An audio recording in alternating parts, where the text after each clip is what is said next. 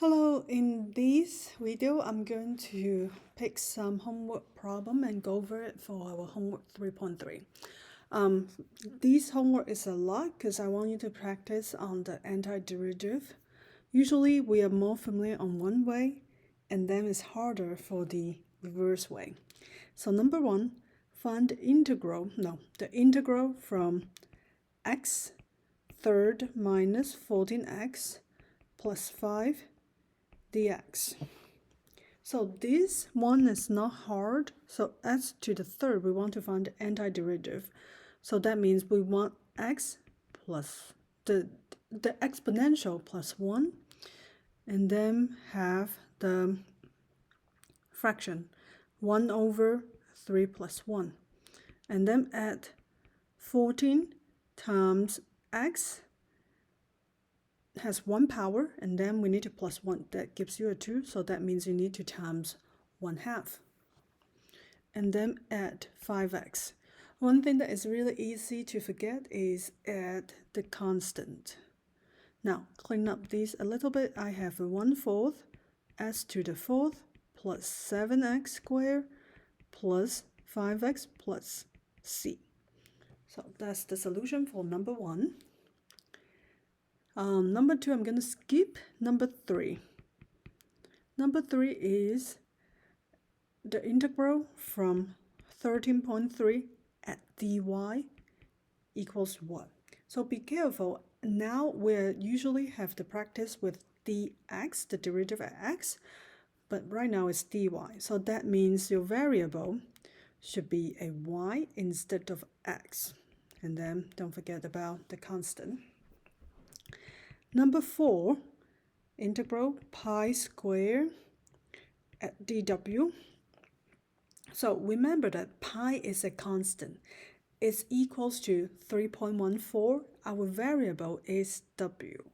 So that means we're treating pi as a constant.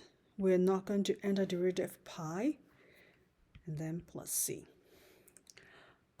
Next one. Oh, this is number 4. Number 5 is e to the p, and we want to get dp. Then this is equals to ep plus c. Now, number 6. Let's do number 6. Number 6 is a little bit complicated, but I think you should be able to do it. E to the x minus 4x cubed as a denominator in dx. So the first thing is you want to convert all the exponential into an exponential form. So such as the square root is equals to x to the 1/2 plus e to the x minus 4 times x to the -3 power. Or 1/4. I need to keep the 1/4 and then dx. Now we can take the antiderivative. So the antiderivative should be x 1/2 plus 1, and then 1 over 1/2 plus 1, right? We can clean this up a little bit later. E to the x minus 3, but we need to add 1 to it. And then 1 over -3 plus 1 dx. Okay, so for the first one is equal to 1 over 3/2 x to the 3/2 plus e to the x minus -2, 1 over -2. So later we need to change our sign. By now you might notice that I forgot something. I forgot write down the 1/4. So I forget about that, so I need to put this back in. It's very easy to forget something because we have so many things that are going on. -2 dx.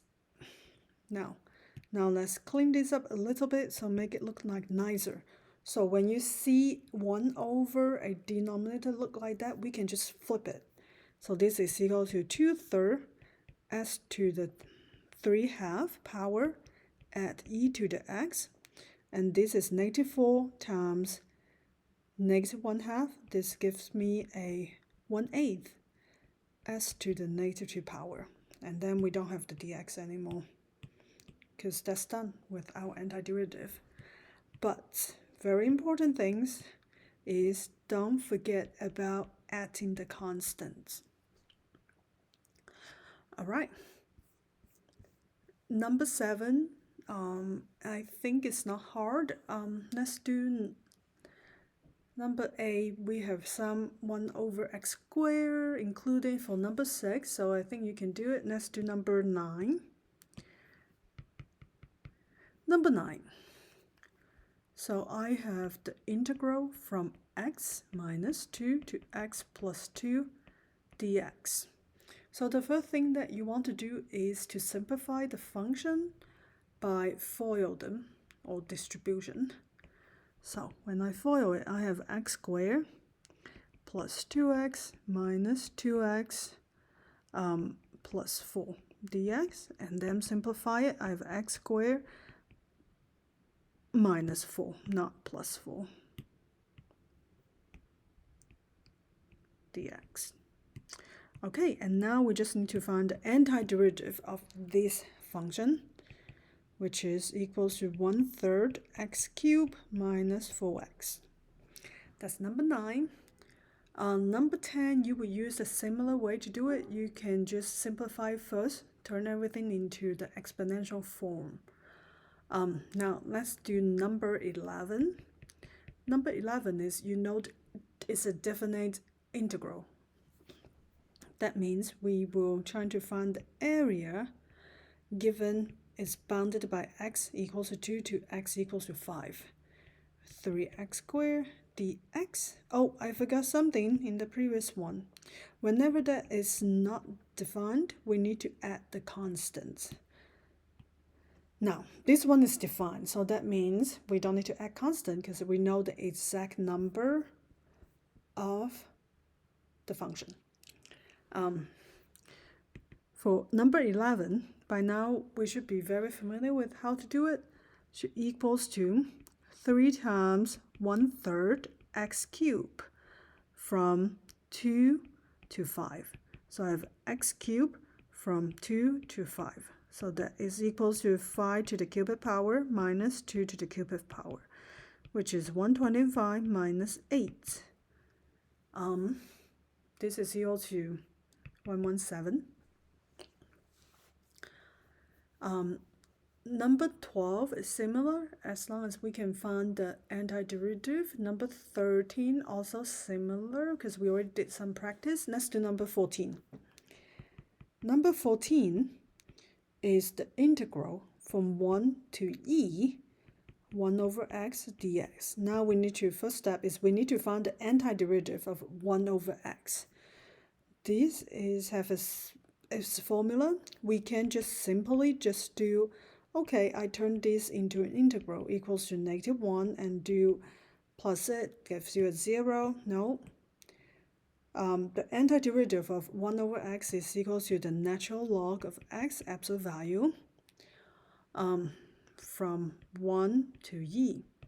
So this is equal to natural log of e minus natural log of 1.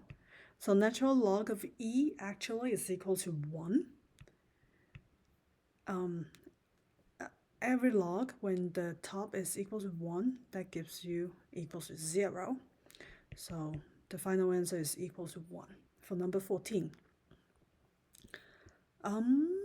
Now let's do either number 16 or 17. Actually, let's do number 19.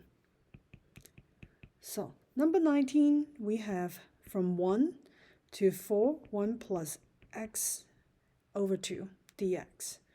Convert it into, we need to find the antiderivative first. So I have x plus